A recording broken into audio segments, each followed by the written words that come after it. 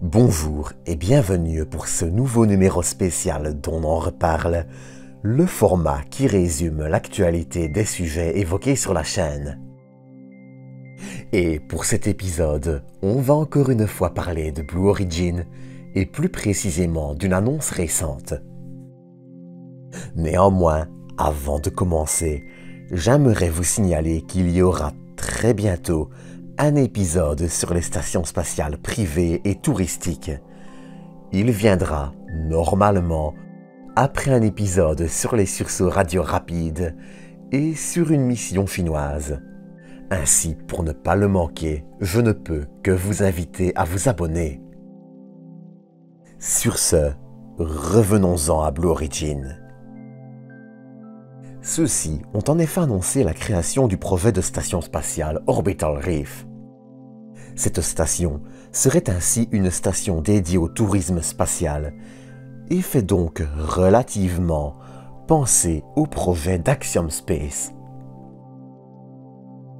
Elle serait, d'autre part, développée et desservie par Blue Origin, Boeing et Sierra Space, anciennement Sierra Nevada Corporation, Redwire Space Systems, Genesis Engineering Solutions et l'Université d'Arizona. Elle devrait, notamment, s'appuyer sur la capsule Starliner de Boeing et sur la petite navette Dream Chaser de Sierra Space. Néanmoins, et même si ce projet est assez intéressant, il faut aussi garder la tête froide. Malgré son annonce pour un début d'opération vers le milieu de la décennie, il convient aussi de rester prudent.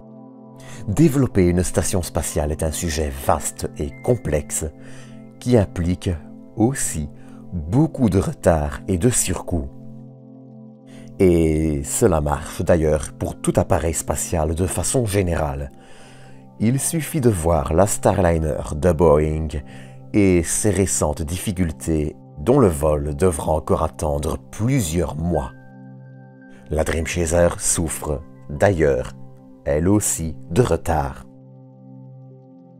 Néanmoins, on ne peut que se réjouir de l'arrivée d'un nouveau projet de ce type qui a, de plus, l'avantage de réunir des acteurs sérieux du spatial. Malgré les difficultés techniques, Boeing comme Blue Origin et Sierra Space ont une suffisamment bonne connaissance de leur sujet et on ne peut, pour une fois, pas reprocher le manque de sérieux des compagnies qui annoncent le projet. Néanmoins, encore une fois, il est plus intelligent de rester prudent. Beaucoup de projets de stations spatiales privées ont existé et n'ont pas vu le jour.